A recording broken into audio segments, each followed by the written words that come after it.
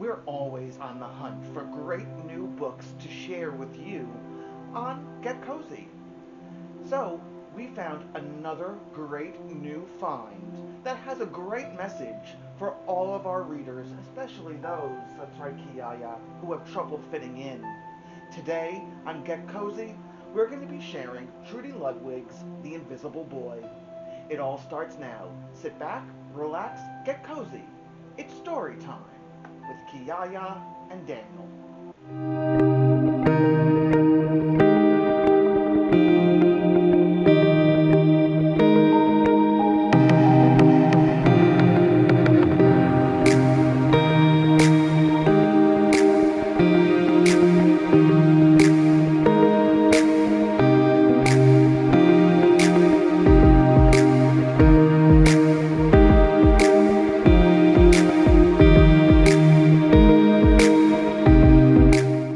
Stories are such an important part of our lives.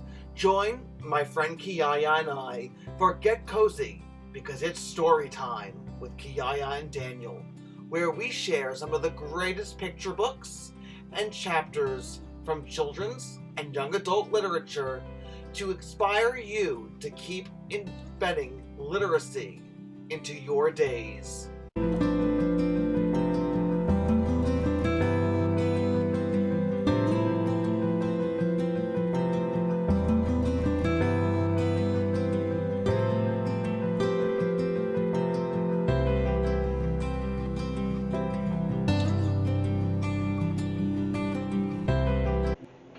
Brian, the Invisible Boy. Even Mrs. Carlotti has trouble noticing him in her classroom. She's too busy dealing with Nathan and Sophie. Nathan has problems with what Mrs. Carlotti calls volume control. He uses his outside voice inside too much. Sophie whines and complains when she doesn't get her way. Nathan and Sophie take up a lot of space. Brian doesn't. When the bell rings for recess, Micah and JT take turns choosing kids for their kickball teams. The best players got picked first. Then the best friends of the best players. Then the friends of the best friends. Only Brian is left, still waiting and hoping. I know it's so sad, Kiyaya. I know how Brian feels. JT glances in Brian's direction and just as quickly looks away. We've got enough players for each team, he tells the others. Let's play ball.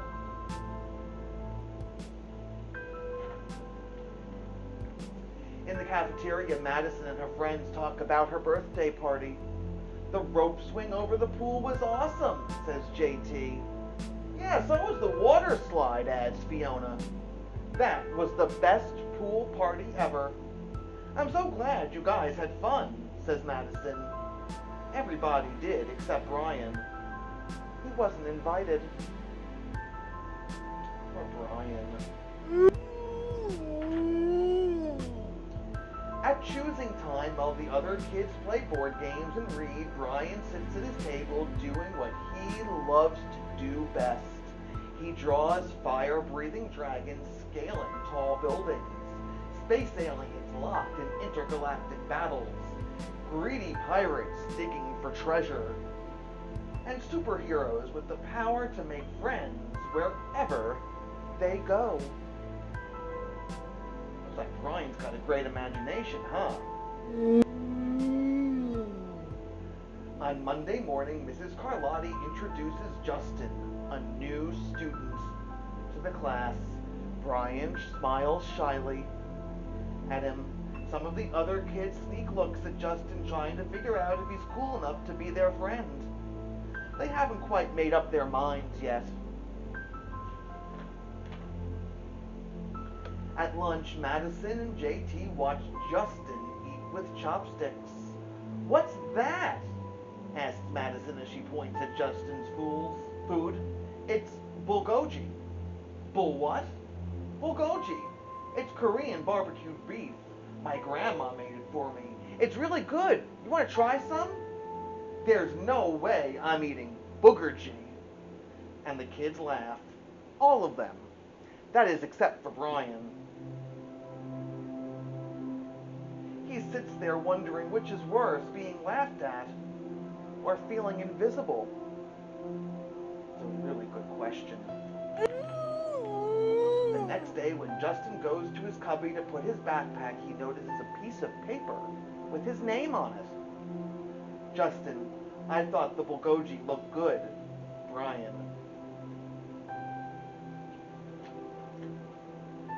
At morning recess, Brian finds a piece of chalk on the ground and starts drawing away. You're Brian, right? Yeah. Thanks for the note. Hey, Justin, Emilio calls from the tetherball court. You're up next. Sorry, I gotta go, says Justin. By the way, that's a really cool drawing, he adds, before taking off.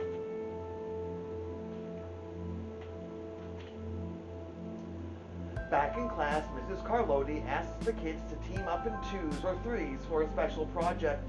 The kids scurry around the room to pair off. Brian heads towards Justin. I'm already with Justin, says Emilio. Find someone else.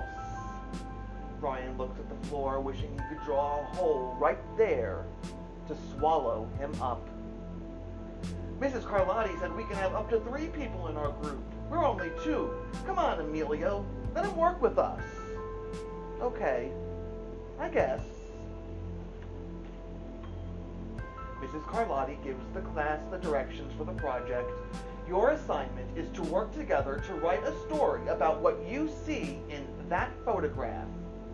Use your imagination and have fun. Whoa, cool, says Emilio. What kind of people do you think would live in houses like that? I don't know, but I bet Brian could draw them to go with our story, says Justin. Brian smiles as he takes out his lucky pen.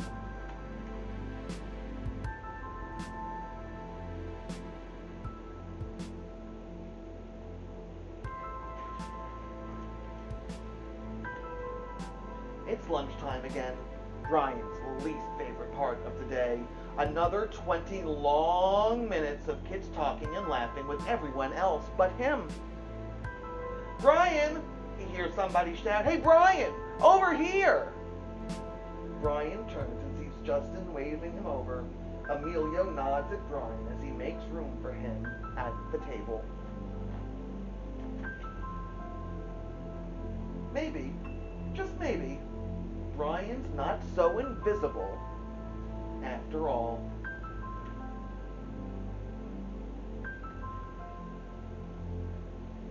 The Invisible Boy by Trudy Ludwig, illustrated by Patrice Barton.